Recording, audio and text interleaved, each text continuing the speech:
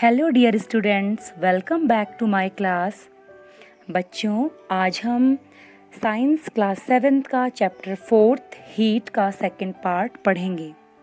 इस वीडियो के लास्ट तक स्टूडेंट्स को थर्मोमीटर से टेम्परेचर रीड करना आ जाएगा, थर्मोमीटर के स्केल के बारे में बता पाएंगे, साथ ही एनर्जी ट्रांसफ़र के मेथड जान पाएंगे।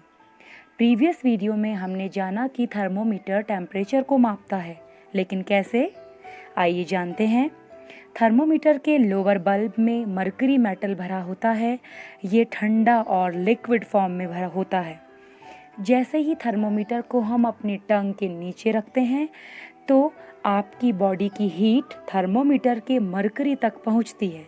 ऐसा इसलिए क्योंकि हीट हॉट ऑब्जेक्ट से कोल्ड ऑब्जेक्ट की तरफ मूव करती है, जिसके कारण मरकरी अपनी जगह से डिस्प्लेस होती है और जहाँ पर मरकरी का डिस्प्लेसमेंट रुकता है उस पॉइंट को नोट करके हम टेम्परेचर माप लेते हैं।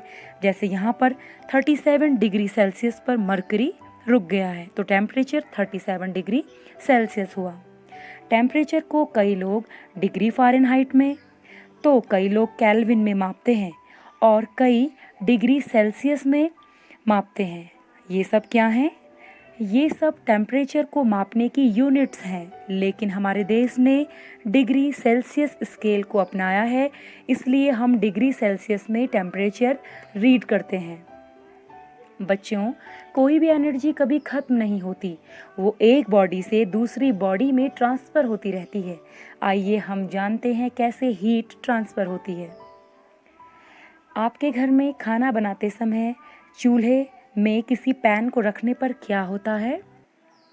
पैन के आगे वाले हिस्सा गर्म होता है और साथ ही धीरे धीरे पिछला हिस्सा भी गर्म होने लगता है। ऐसा क्यों? ऐसा इसलिए क्योंकि एनर्जी हीट के रूप में हॉट बॉडी से कोल्ड बॉडी की तरफ ट्रांसफ़र हो रही है।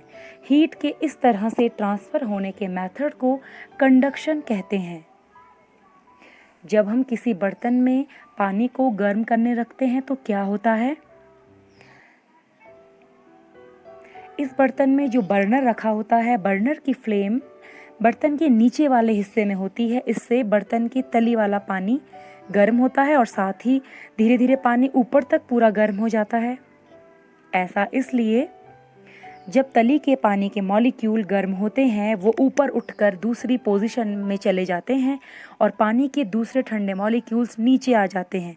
ये प्रोसेस कंटिन्यू चलती रहती है कुछ इस तरह से। इस कारण पानी पूरा गर्म हो जाता है। हीट के ऐसे ट्रांसफ़र को कन्वेक्शन कहते हैं। ये मेथड लिक्विड और गैसेस में होता है।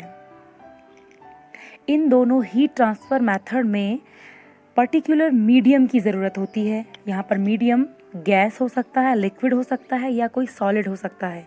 लेकिन जहाँ हीट ट्रांसफ़र के लिए मीडियम ना हो वहाँ हीट कैसे ट्रांसफ़र होती है, चलिए जानते हैं।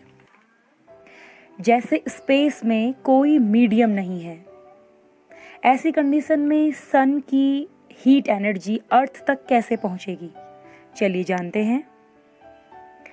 जब कोई ऑब्जेक्ट गर्म होता है, जैसे यहाँ पर सन है, ये एक हॉट बॉडी है। इससे ऐसी रेज निकलती हैं जिन्हें हम देख नहीं सकते लेकिन महसूस कर सकते हैं। ये रेज रेडिएशन कहलाती हैं, जिससे हीट ट्रांसफ़र होती है और अर्थ तक पहुँचती है। इस मेथड को रेडिएशन कहते हैं। कुछ असेसमेंट क्वेश्चंस इस तरह से हैं। Which metal is found at the bottom of the thermometer? Thermometer के निचले हिस्से में कौन सा मेटल होता है? सेकंड क्वेश्चन है Which scale in thermometer has been adopted to measure temperature in India? India में हम थर्मोमीटर से टेम्परेचर नापने के लिए कौन सी स्केल को हमने अडॉप्ट किया है? एंड थर्ड है boiling of milk is which method of heat transfer? दूध का उबलना हीट ट्रांसफ़र का कौन सा मेथड है? आई होप आपको वीडियो समझ आया हो और पसंद आया हो। Thank you.